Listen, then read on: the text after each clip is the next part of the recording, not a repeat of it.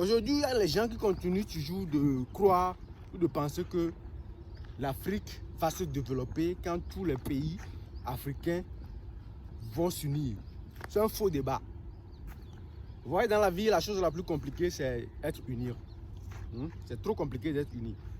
Même en Europe, dans les 45 ou 50 pays, il n'y a que 27 pays qui sont dans l'Union européenne. Ça veut dire que quelque part, ça ne va pas. L'union n'est pas quelque chose de très facile. Même l'Angleterre est sortie dans la zone en ce temps. Donc, pour se développer, il faut que chacun essaie de faire son système, chacun essaie de créer son business, chacun essaie de faire son mouvement à côté. Je vais prendre l'exemple terre à terre dans l'automobile du côté asiatique. Au départ, il n'y avait que le Japon qui créait des voitures. Le Japon, il a créé Toyota, il a créé Nissan, il a créé Daewoo, il a créé quoi encore? Honda, il a créé Mitsubishi, il a créé Suzuki, toutes ces voitures, tous ces modèles-là que vous connaissez. Les autres pays étaient calmes. Ils n'ont pas dit, ouais, c'est l'Asie qui gagne, c'est l'Asie qui gagne. Eux aussi sont en train de réfléchir. Un matin, le Corée sort d'Ando. Il est venu avec Hyundai, il est venu avec Kia, il est venu avec Genesis.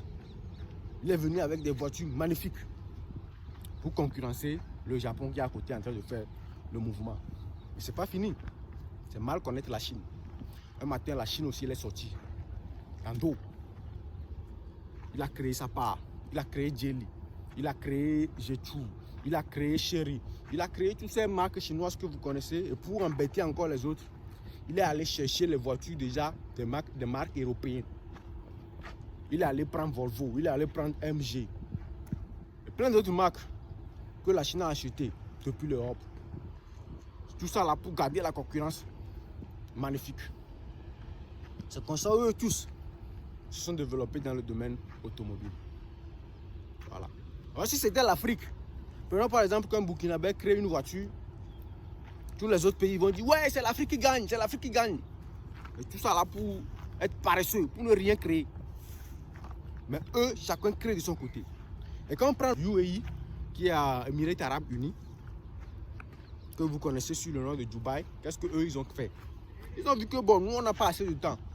On est déjà en retard, on ne peut plus faire des erreurs pour créer les voitures, histoire d'apprendre maintenant à créer. Non, vous là, vos voitures que vous créez là, vous nous amenez ça. Et quand ça va rentrer dans nos pays là, il n'y aura pas de tasse. On sort ça tranquille, sans dédouanement et tu gères. Il faut mettre la plaque seulement, tu roules. C'est comme ça que l'UAE aussi a créé sa place. Il n'y a pas une seule voiture au monde qu'on crée, on ne vient pas tester ça à Dubaï. On doit venir tester ça à Dubaï pour voir que c'est bon. C'est aussi leur manière. Ils ont fait le pays, un pays touristique, le plus haut tour du monde, Burj Khalifa. Ils ont créé des choses pour garder la concurrence. Même s'ils ne vont pas faire ça dans l'automobile, ils ont trouvé un moyen et c'est toujours revenu dans l'automobile. Chaque voiture que vous créez là, vous nous amenez ça, on teste ça d'abord. Si c'est bon. C'est comme ça. Ils ne sont pas unis, mais ils travaillent ensemble. On n'a pas besoin d'être unis, mais on a besoin juste de travailler ensemble, de coopérer, créer des opportunités. Et comme ça qu'on va se développer tous en Afrique. Et si on attend seulement qu'on soit unis, quand on sera unis, il y a d'autres qui vont travailler, d'autres ne vont pas travailler. On doit les attendre. Et ça va toujours nous faire reculer. Quand on prend l'exemple sur l'Asie, c'est comme ça que l'Asie est sortie d'Ando. Ils sont développés de ouf. Et ça nous concerne tous. On doit faire l'effort pour se développer. Toujours quand on reste en Asie, on a vu Qatar. Qatar aussi, il a dit bon, pour tailler une place, il faut que vous fassiez tout pour venir jouer la Coupe du Monde chez moi à la maison. Ils sont venus jouer la Coupe du Monde à Qatar. Ils ont passé 10 ans à préparer cette Coupe du Monde là, à créer des usines, à créer des entreprises, à créer des trucs. Ils ont aussi taillé une place. Et chaque pays en Asie actuellement font des efforts pour tailler une place dans le monde.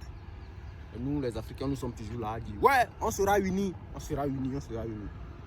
Tous ces pays-là ont été colonisés une fois. On n'est pas trop pour le Japon, puisque le Japon a déjà colonisé. Et la Chine, ce qui veut dire que le Japon est une puissance aussi incroyable à ne pas négliger. Mais il faut dire que l'Afrique va se développer si chacun fait sa part et non quand l'Afrique sera unie. Dire que l'Afrique sera unie, on sera très fort, tout ça, ce sont des bêtises. C'est des choses qu'on invente maintenant pour nous faire reculer encore, pour qu'on attende le jour qu'on sera unis. Pourtant, être uni, c'est la chose la plus compliquée dans la vie. Faire du business, ça va. Mais être uni, c'est un autre monde.